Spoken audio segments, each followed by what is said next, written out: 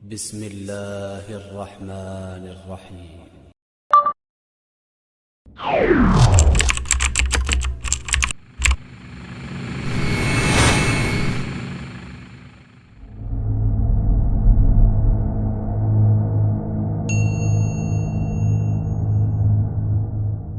Hal yang paling utama, yang paling fundamentalis, yang paling dasar, yang patut kita memahami sebagai seorang thalibul ilmi adalah niat awal kita. Sebagaimana kita beribadah kepada Allah Tabaraka wa Ta'ala, itu juga membutuhkan niat. Niat inilah yang memisahkan antara amal satu dengan amal yang lainnya. Dengan niat inilah amalan tersebut ditimbang oleh Allah, besar dan kecilnya amal yang kita lakukan juga karena niatnya. Ikhwani fillah, azanallahu wa iyyakum ajma'in. Urgensi niat inilah yang sepatutnya sebagai seorang thalibul ilmi senantiasa kita perbaharui, senantiasa kita munculkan di setiap kehidupan kita di pesantren. Karena inilah yang menjadi penguat kita sehingga kita sampai akhir program nanti di pesantren ini kita selesai dengan program-program yang diselenggarakan oleh Ma'had. Dan dengan niat inilah kunci sukses seorang thalibul ilmi di dalam belajarnya. Karena bagaimanapun seseorang yang dia dipengaruhi oleh lingkungannya, dipengaruhi oleh kehidupannya, dipengaruhi oleh mode dan perkembangan yang ada di sekitarnya, itu terkadang bisa mempengaruhi niat awalnya. Yang niat awalnya datang ke pesantren dengan tujuan untuk mencari ilmu agama, qadarullah wa masyafa'ala. Di tengah perjalanan dia tersorot pandangannya, dia terkecohkan dengan lingkungan sekitarnya yang bernuansa keduniawian saja. Maka dari ikhwanillah azanallahu wa iyyakum ajma'in, penting buat kita semuanya untuk memperbaharui niat-niat kita di dalam belajar ilmu agama. Dan perlu diingat bahwasanya ibadah itu tadi ikhwan, itu juga butuh niat. Karena dengan inilah Allah Tabaraka wa Ta'ala akan menilai kualitas amal ibadah yang kita lakukan. Sebagaimana sholat, sebagaimana puasa, dan amaliyah, diniyah yang lainnya, semuanya juga butuh niat. Tidak terkecuali belajar adalah ibadah, maka belajar butuh niat. Thalibul ilmi lebih membutuhkan niat. Maka niatkanlah setiap kita yang berada di pesantren ini untuk mengikhlaskan ibadah kepada Allah Tabaraka wa Ta'ala. Tidaklah diniatkan kecuali hanya untuk itu saja. Ikhwani fillah, azanallahu wa ajma'in. Sebagaimana firman Allah Tabaraka wa Ta'ala, man kana yuridu harta dunya.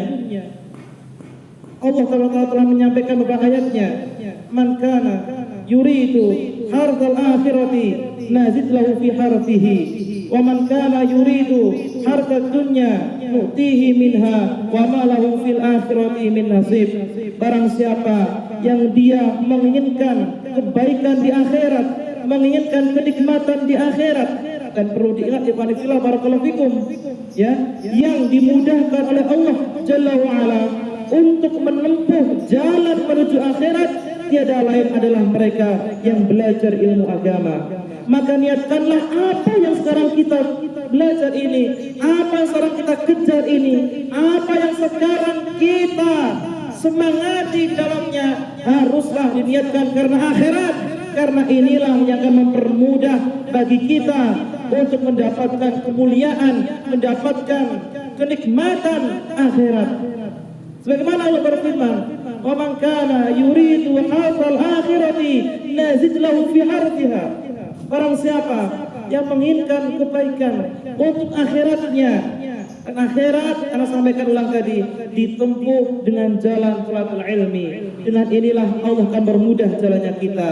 Sebagaimana telah sah di dalam sabda Rasulullah Muhammad SAW, "Man salaka tariqan yaltamisu fihi ilman, sahalallahu lahu bihi tariqan ilal jannah." Maka dailah dipermudah jalan kita dalam menuju surganya kelak. Bahkan Allah Tabaraka wa Ta'ala akan memberikan niatnya itu tadi ganjaran setimpal dengan kenikmatan akhirat. Dan tidak hanya itu, ikhwan fillah barakallahu fikum, nazid lahu fi harfihi. Allah akan menambahkan dalam kenikmatannya, Allah menambahkan dalam nikmat-nikmatnya yang akan kita peroleh nanti di akhirat kelak. Wa man kana di dunya, ya, wa man kana yuridu harta dunya nu'tihi minha wa ma lahu min akhirati min nasib. Dan barang siapa yang menginginkan kenikmatan dunia meskipun sedikit saja, dan inilah yang menjadi penghalang kesuksesan seorang penuntut ilmu agama adalah manakala niatnya condong kepada dunia meskipun itu hanya sedikit. Contohlah seseorang yang dia belajar agama, kepingin dengannya itu dia disebut sebagai orang alim, sebagai seorang qari, menjadi imam besar di suatu masjid sehingga dia mendapatkan sedikit kenikmatan dari dunia. Inilah nikmat yang sebenarnya tidak pantas untuk kita kejar. Sebagai seorang penuntut ilmu agama, ada nikmat yang Allah sediakan lebih besar dari nikmat yang Allah berikan di dunia, meskipun itu anggapan kita adalah besar. Itu bagi Allah masih kecil, masih ada surga, masih ada kenikmatan akhirat yang harusnya kita lebih sibuk untuk mengurusinya ketimbang hanya kita mengurusi duniawiyah saja. Kalaulah kita mempunyai nafsu di perut kita, maka kalau kita layani tidak akan ada puasnya. Ikhwani fillah barakallahu fikum. Maka hendaknya begitu jugalah engkau ketika meraih akhiratmu, janganlah engkau puas terhadap amalanmu yang dilakukan pada hari ini, karena bisa jadi hari ini kau lakukan itu adalah amalan terburukmu yang engkau persembahkan kepada Allah tabaraka wa taala. Itulah ikhwani fillah barakallahu fikum. Maka barang siapa yang menginginkan dunia, inilah musibah yang menimpa sebagian besar thalabatul ilmi, yang disebabkan karena kecondongan niatnya kepada dunia, kecondongan niatnya untuk meraih kelezatan dunia, kepingin keenakan dunia, kepingin dia dipuji, disanjung karena belajar ilmu agama, dianggap sebagai orang yang saleh, orang yang arif di mata manusia. Dia kepingin mendapatkan itu semuanya karena kepentingan dirinya, untuk kemaslahatan dirinya saja. Ikhwani fillah barakallahu fikum, jauhilah sifat yang seperti ini. Sifat yang rendahan ini jauhilah oleh kalian semuanya. Jangan sampai kita dipermalukan di hadapan Allah tabaraka wa taala karena niat kita salah, karena niat kita condong kepada dunia. Kalaulah mereka yang antum lihat, teman-teman antum di rumah, sudah sukses mereka dengan dunianya, ada yang menjadi arsitek, ada yang menjadi bisnismen, ada yang menjadi lain sebagainya. Mereka sukses dengan apa yang mereka lakukan, itulah dari jerih payah keduniaan mereka. Tetapi perlu diingat ikhwanillah barakallahu fikum, mereka dan kesuksesannya itu nampak bahagia, hanya zahiriah saja.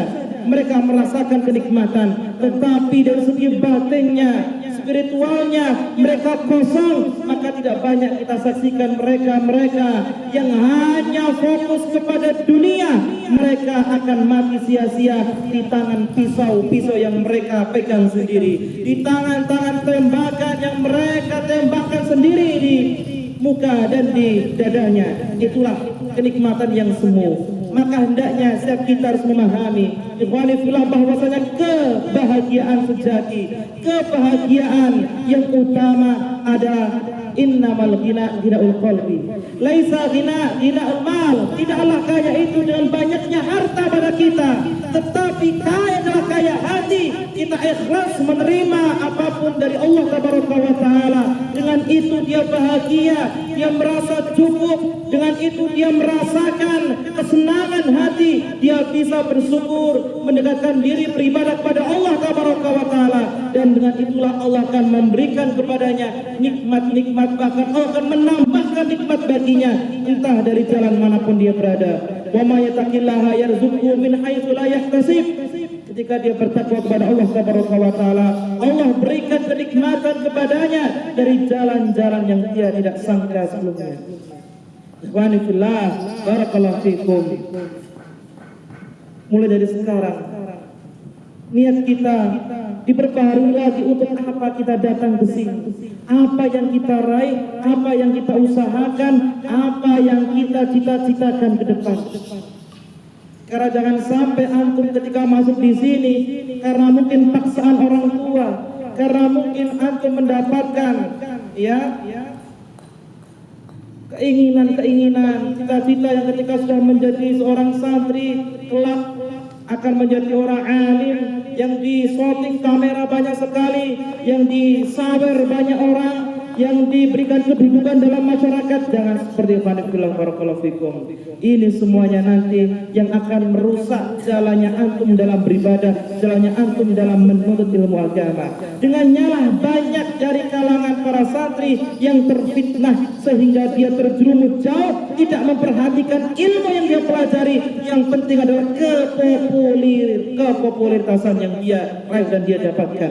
Karena populer itu tadi zaman sekarang menjadi fitnah terbesar bagi seorang thalibul ilmi, yang mana dengan itu dia dikenang, dengan itu dia dipuja, dengan itu dia mendapatkan sanjungan, dengan itulah hatinya kotor menuntut ilmu agama, tidak lillahi tabaraka wa ta'ala, tetapi kepada mendapatkan subscriber, kepada mendapatkan makanan kedudukan dalam manusia. Dengan itu dia nanti terjun pada politik yang hina. Akhirnya orang-orang milih dia dan sampailah dia pada titik tertentu yang dia mengatasi masalah, yang dia tahu masalah itu adalah masalah yang buruk yang harusnya dia ingkari, malah dia benarkan demi subscriber agar tidak meninggalkannya.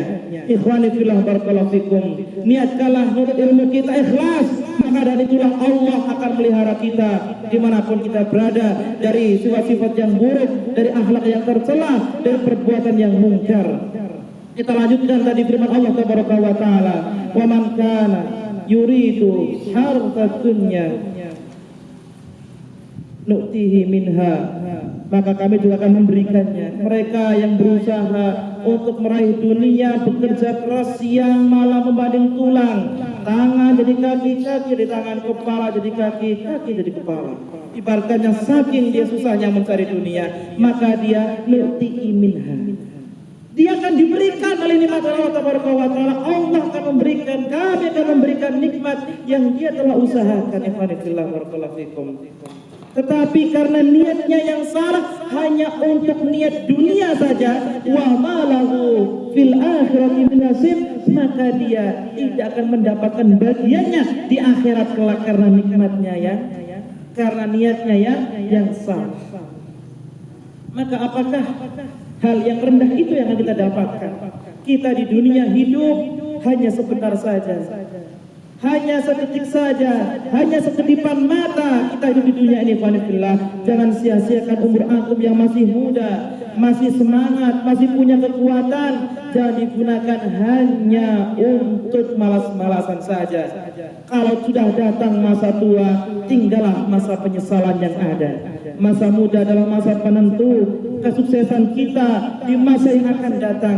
Karena setelah umur 40 ke atas, maka kualitas pada diri kita sudah menurun. Dari jasmaninya, badannya sudah melemah, beribadah sudah tidak khusyuk lagi, sudah tidak kuat sebagaimana dia mudanya. Apalagi dia ketika belajar sudah melemah pengetahuannya, melemah kemampuannya, melemah jugalah daya tangkap dalam pembelajaran tersebut.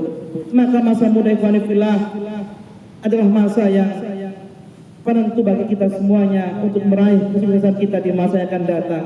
Meskipun berat, meskipun banyak ujian, sabarlah. Allah mengatakan, wa inama yuwaffa sabiruna ajrahum bighairi hisab. Karena dengan sabar inilah Allah tabaraka wa taala akan memberikan ganjaran yang tidak ada hitungannya, yang tanpa batas. Hanya untuk orang-orang yang bersabar kepada Allah tabaraka wa taala dalam menerima ujian-ujian di dunia ini. Antum semuanya memandang di ma'had kita serba diterbatasi, nggak boleh keluar, nggak boleh ini, nggak boleh itu. Ada memandang ada ma'had di luar sana lebih bebas, lebih nikmat, ya lebih banyak kegiatannya, lebih enak makanannya. Ikhwani fillah barakallahu fikum. Ketika antum telah hidup dilahirkan di dunia, maka tidak ada tempat yang di dalamnya tidak ada masalah. Antum memandang hanya dari zahirnya saja nyaman, tenang, tetapi antum belum melihat dari segi dalamnya seperti apa. Ya Allah alam di sana apa yang diajarkan, apa yang dipelajari, apa yang diprogramkan juga kita mengetahui. Lebih baik kita fokus pada tempat yang satu, kita maksimalkan, kita manfaatkan waktu yang ada untuk meraih cita kita. Lebih baik daripada kita tidak fokus daripada kita banyak-banyak waktu, menghabiskan banyak tenaga untuk memikirkan suatu hal yang belum pasti untuk kita dapatkan. Maka bersabarlah ikhwani fillah, apapun yang antum rasakan di sini, apapun yang antum alami di sini, jadikanlah ini sebagai penguat antum untuk kemudian hari antum berlatih mendapatkan ujian-ujian yang lebih berat dari Allah Tabaraka wa Ta'ala. Karena akhir zaman ikhwani fillah itu banyak tersebar fitnah, banyak tersebar beberapa ujian-ujian yang Allah tidak timpakan kepada hambanya sebelum umat ini. Maka janganlah kita bersedih hati, janganlah kita risau. Kita di pesantren ini insya Allah ini menjadi pilihan terbaik antum, pilihan yang paling tepat untuk antum. Meskipun kita punya 1000 kesalahan, kita punya 1000 kekurangan, tapi jadikanlah kekurangan yang ada sebagai pemantik semangat antum untuk antum belajar ikhlas di dalam menuntut ilmu agama. Setiap orang yang ikhlas dalam menuntut ilmu agama, seseorang yang dia niatnya lurus menuntut ilmu agama, maka tidak ada yang bisa mempengaruhinya meskipun itu adalah berat baginya. Ketika dia di sini niatnya ikhlas dalam beragama, menuntut ilmu agama, serius dalam meraih ilmu, mengamalkan ilmu, maka tidak ada yang bisa mencegahnya kecuali nafsu yang ada pada diri. Inilah ikhwanillah barakallahu fikum. Luruskanlah niat kita dalam belajar, penyemangat kita yang terbaik. Jangan sampai kita nanti meninggal dunia kita merasa tidak punya apa-apa, merasa sia-sia apa yang telah kita usahakan di masa muda ini, tidak ada gunanya sama sekali karena niat-niat kita yang salah. Maka Rasulullah Muhammad sallallahu alaihi wasallam pernah bersabda, "Man yatlubal ilma mimma yubtagha bihi wajhullahi la yatlubuhu illa liyusiba bihi 'aradan minad dunya." Bahwasanya seorang yang belajar ilmu agama yang harusnya dia niatkan untuk mendapatkan ridha Allah, mendapatkan wajah Allah Tabaraka wa Ta'ala, la yatlubuhu illa liyusiba 'aradan minad dunya, tetapi dia salah dalam niat dalam menuntut ilmu agama, malah dia gunakan untuk mendapatkan sebagian dari dunia, yaitu tadi wanafillah, kepopuleritasan, ya sanjungan orang, ya yang kemudian lain sebagainya dari ujian-ujian Allah berikan, ya untuk mendapatkan kenikmatan dunia. La yajid arafal jannati yaumal qiyamati, maka dia tidak akan mendapatkan wanginya surga, aromanya surga di hari kiamat kelak. Ikhwanillah, wa kana rihaha tujadu masirata kada wa kada, padahal wanginya surga itu dapat dicium dengan jarak sekian dan sekian sebagaimana Nabi sabdakan. Maka penting buat kita semuanya, qanifillah barakallahu fikum, inilah awal kebaikan kita, inilah penentu arah kita mau kemana. Dengan niat inilah yang bisa kita kejar, dengan itulah yang lainnya bisa menyesuaikan, sehingga kita mudah dalam meraih cita-cita kita. Manakala kita yang pertama kali kita perbaiki adalah niat-niat kita. Jangan sampai niat kita dikotori oleh perkara dunia, jangan sampai pula niat kita disibukkan untuk perkara-perkara yang tidak bermanfaat untuk kehidupan akhirat. Demikianlah yang bisa kami sampaikan. Sedikit ini mudah-mudahan ada manfaatnya. Kalau ada kurangnya, itulah dari kebodohan anak pribadi dan dari syaitanir rajim. Barakallahu fikum fil Qur'anil azim wa nafa'ani bima fihi min al-ayati wa dzikril hakim. Taqabbalallahu minna wa minkum innahu huwal ghafurur rahim. Wa akhiru da'wana alhamdulillahi rabbil alamin. Assalamu alaikum warahmatullahi wabarakatuh.